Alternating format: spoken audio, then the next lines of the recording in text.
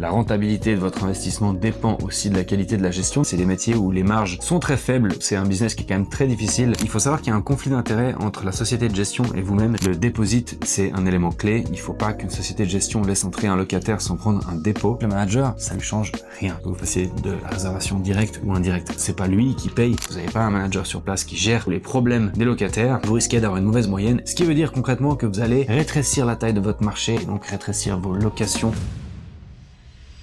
Bonjour à tous, j'espère que vous allez bien. Bienvenue dans cette nouvelle vidéo. Aujourd'hui, on va parler de gestion locative. Comment choisir une bonne société de gestion pour votre propriété en Thaïlande. C'est une décision très importante puisque elle va définir votre expérience en tant qu'investisseur immobilier. Est-ce que ça va être un casse-tête ou est-ce que vous n'entendrez rien et vous recevrez simplement votre argent à la fin du mois de manière très fluide.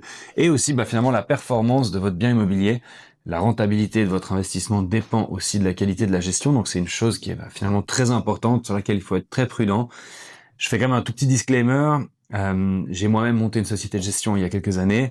Aujourd'hui, je suis plus là-dedans, mais j'ai encore accès au système de la société de gestion qui gère mes villas et celle de mes très chers co-investisseurs qui partagent les mêmes investissements dans les mêmes projets que moi.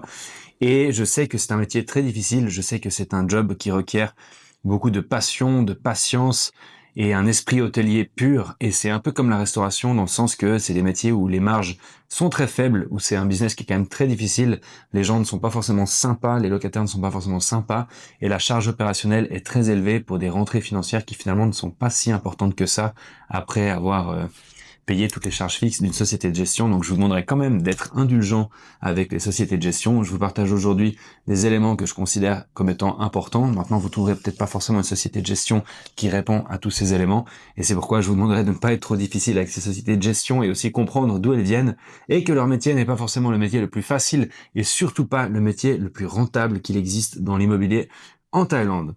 Donc, c'est parti. La première chose dont j'aimerais parler, c'est le processus de check-in. Alors déjà, sachez que j'ai fait des vidéos là-dessus.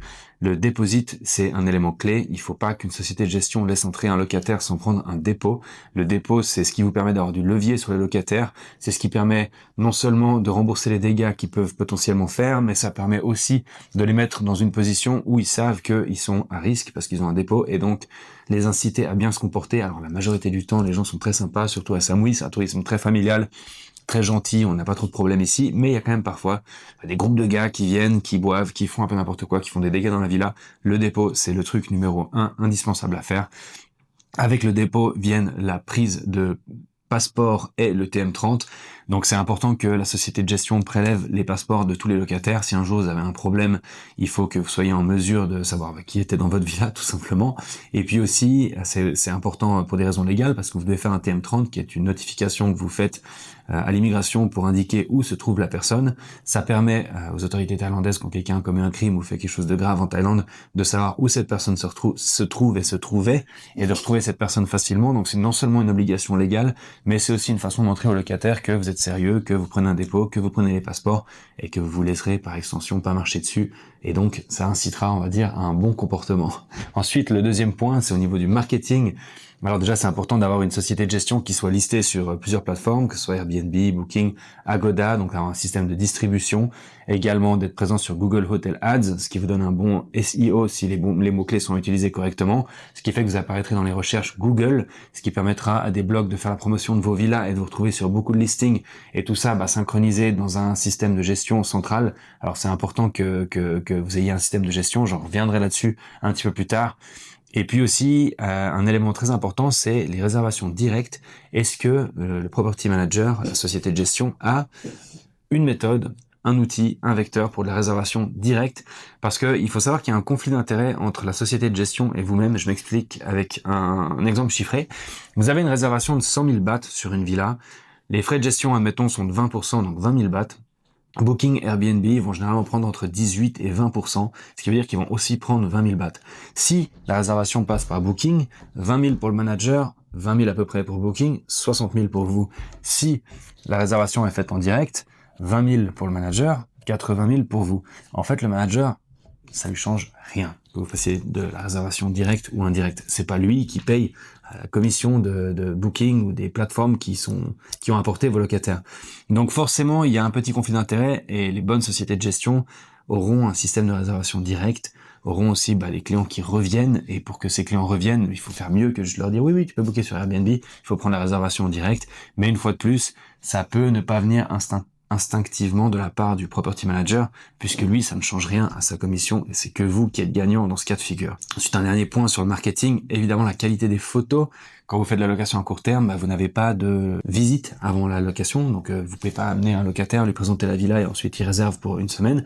Ça se passe pas comme ça, évidemment, c'est que sur des photos, et les photos c'est sur Booking, c'est sur Airbnb, les gens scrollent et comparent, il faut que les photos soient magnifiques. Soit la société de gestion vous fait des bonnes photos, soit elle a un photographe, soit vous prenez votre propre photographe spécialisé en immobilier pour faire des magnifiques photos, pour que votre référencement soit bon et que votre attractivité soit bonne. Ensuite, j'ai rapidement parlé avant de système d'exploitation, donc PMS en anglais, Property Management System. Ça, c'est très important, c'est-à-dire que vous allez être listé sur plusieurs plateformes en ligne. Alors, Booking Airbnb, par exemple, offre la possibilité sur les plateformes directement de synchroniser les calendriers, ce qui fait que si quelqu'un fait une réservation du 15 avril au 30 avril sur Airbnb, les dates deviennent indisponibles sur Booking. Ça, c'est, on va dire, un système très basique et très simple, mais c'est mieux, en fait, quand vous avez toute une série de plateformes en ligne qui font de la promotion de votre bien, que toutes ces plateformes soient synchronisées dans un seul système, parce que vous n'aurez pas la possibilité de le faire avec une multitude de plateformes et pas avec la réservation directe non plus. Donc il faut un Property Management System juste pour déjà synchroniser les calendriers sur de multiples plateformes pour maximiser votre visibilité et pour que les calendriers soient de manière automatique ajustés aux réservations qui viennent d'une plateforme et d'une autre plateforme. Ça vous donne aussi de la transparence parce que vous avez un accès à ce PMS, donc vous pouvez voir en direct les réservations qui sont faites, vous pouvez voir les prix, vous pouvez voir les dates, et donc ça peut aussi éviter des problèmes de confiance que vous pouvez avoir entre le property manager et vous-même. Et puis également, c'est quand même beaucoup plus simple d'avoir un PMS que d'avoir un compte Airbnb, un compte Booking, un compte Agoda, et d'aller regarder systématiquement dans les calendriers. Et en plus, ils ont tous des configurations différentes, donc vous allez être un peu confus. Airbnb, ça marche pas de la même manière que Booking, vous ne saurez pas où trouver le prix, où trouver les dates, etc. Un PMS, ça c'est par contre indispensable pour la transparence et pour la simplicité. Ensuite, un quatrième élément, le pricing, donc la stratégie de revenu management. C'est important que le manager utilise un outil et non pas son petit doigt pour faire les prix, simplement parce qu'il y a des événements à travers le globe dont on n'a pas forcément conscience en tant qu'Européen par exemple. On ne sait pas le Nouvel An chinois, des festivals locaux, des événements en Corée, des vacances qu'il y a dans d'autres pays avec lesquels on n'a pas de lien direct. Eh bien en fait tous ces événements affectent les prix, affectent la demande. Et en fait, c'est important d'avoir un système qui soit capable de comprendre la demande locative, de comprendre les mouvements qu'il y a sur le marché, donc quand est-ce qu'il y a plus de demandes et quand est-ce qu'il y a moins de demandes. Et pour ça, c'est un algorithme, c'est pas un humain qui le fait. Et par exemple, la société qui exploite mes villas utilise Price Labs, c'est un outil qui scrape en fait tout ce qui se passe sur le marché, qui comprend les fluctuations de la demande et qui ajuste les prix, ce qui fait que du lundi, mardi, mercredi, jeudi, vendredi au dimanche, j'ai des prix un peu différents tous les jours. Le week-end c'est plus cher, lundi c'est un peu moins cher. Dès qu'il y a X, Y vacances dans X, Y pays, les prix fluctuent. Dès qu'il y a un problème, qu'on se tire des bombes dessus au Moyen-Orient, et que beaucoup de moins de personnes arrivent ici, les prix vont automatiquement se corriger parce que la demande est beaucoup plus faible, donc il faut baisser les prix pour pouvoir continuer à remplir. Et ça, c'est des choses qui manuellement sont pratiquement impossibles à faire, donc avoir une société de gestion qui utilise un outil de pricing, c'est quand même quelque chose de très très très important. Ensuite, aussi, choisir une société de gestion qui a du personnel sur place. Alors peut-être pour les personnes qui n'ont pas encore fait de la gestion locative, vous vous direz, mais comment ça, une société qui n'a pas de personnel, qu'est-ce que ça veut dire? Il existe en fait pas mal de Airbnb qui sont gérés en ligne avec une caméra, un keybox, un code pour donner l'accès à la clé. On envoie les informations en ligne au locataire, on le laisse faire son check-in lui-même et son check-out lui-même. Quand il part, on envoie une équipe de nettoyage et qui fait l'entretien de la villa. Alors c'est possible, mais le problème c'est que au niveau du TM30 c'est très compliqué, la prise des passeports c'est très compliqué, la prise du dépôt s'ils acceptent pas de le faire par carte de crédit, qu'ils veulent le faire en cash, c'est très compliqué, les demandes particulières c'est très compliqué, la gestion des dégâts c'est très compliqué, il y a beaucoup de choses qui sont très compliquées, et surtout en fait donner une bonne expérience à un locataire qui se sente quand même bienvenu, qui se sente respecté et apprécié, parce que c'est quand même un client avant tout. Et pour avoir cette expérience hôtelière, bien sûr, il faut une personne qui soit présente, qui communique, qui résout les problèmes, qui les oriente, qui les conseille, qui vient à la villa quand il y a quelque chose qui ne marche pas, qui peut apporter, par exemple, une machine à café si la machine à café est cassée, tout ce genre de petits éléments qui font que finalement, Les locataires vont avoir une bonne expérience, vont avoir envie de revenir et surtout vont mettre une bonne review. Et sachez que les reviews, c'est quand même extrêmement important. Quand vous êtes sur Airbnb, que vous êtes très réactif et que vous avez une bonne moyenne générale, vous allez avoir un statut de super hôte. Le super hôte va vous mettre en avant sur Airbnb. Vous allez avoir plus de réservations, vous allez avoir plus de visibilité. En plus de ça, Airbnb, le support va être plus réactif avec vous. Et ça, c'est quand même quelque chose de très favorable. Et sur Booking.com, si vous avez 8 points ou 9 points sur 10, ça change beaucoup de choses parce que dans les filtres, quand vous faites une recherche Booking.com, vous pouvez choisir, je veux minimum 8 sur 10, minimum 9 sur 10, parce que vous voulez aller dans un établissement qui a une bonne review et des bonnes expériences clients. Et si vous n'avez pas des bonnes reviews parce que vous n'avez pas un manager sur place qui gère les demandes particulières ou les problèmes des locataires, vous risquez d'avoir une mauvaise moyenne et donc de ne pas apparaître dans la barre de recherche de toutes les personnes qui utilisent ce filtre, ce qui veut dire concrètement que vous allez rétrécir la taille de votre marché et donc rétrécir votre visibilité et donc rétrécir vos locations de par ces mauvaises reviews. Et bien sûr, les reviews, ça passe énormément par du personnel sur place qui donne une bonne expérience hôtelière aux locataires. Ensuite, un autre élément, et je pense que c'est important de poser la question aux sociétés de gestion, comment est-ce qu'ils gèrent les dégâts? Comment est-ce qu'ils gèrent les petites rénovations? Comment est-ce qu'ils gèrent les fuites d'eau? Comment est-ce qu'ils gèrent quand il y a un crack dans le mur qui apparaît? Alors les cracks sont inévitables en Thaïlande avec l'humidité et la chaleur. Peu importe la qualité de la construction, vous aurez au minimum des cracks d'enduit. Alors les cracks de structure, j'en parle pas, mais vous aurez des petits cracks d'enduit, donc des petites fissures qui apparaissent sur les murs. Vous aurez des lignes LED qui se cassent, il y a toujours des problèmes. Et la question c'est, est-ce que le propriétaire doit se débrouiller, doit commander des nouveaux produits, doit faire venir une société de rénovation, ou est-ce que le property manager peut s'en occuper? Et ça c'est quand même très important parce que c'est un besoin qui est ultra fréquent en Thaïlande, surtout quand on fait de la location courte durée, parce que la location courte durée, ça implique quand même beaucoup de changements de locataires. Il y en a qui sont plus respectueux que d'autres, il y en a qui sont plus prudents que d'autres.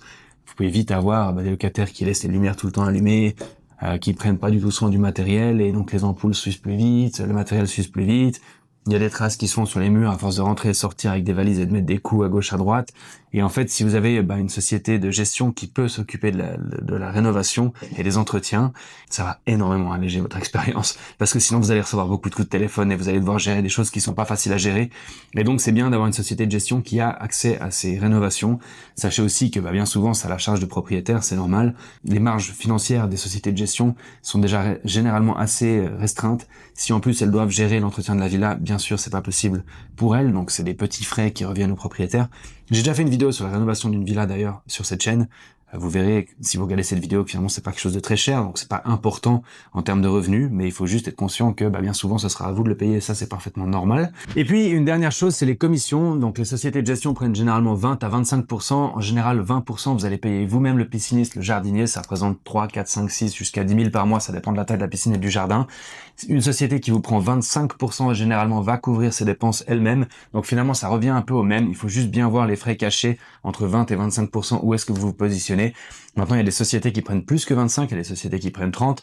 Ces sociétés, généralement, ont des activités annexes. Elles organisent des chauffeurs, des massages, des chefs privés à domicile.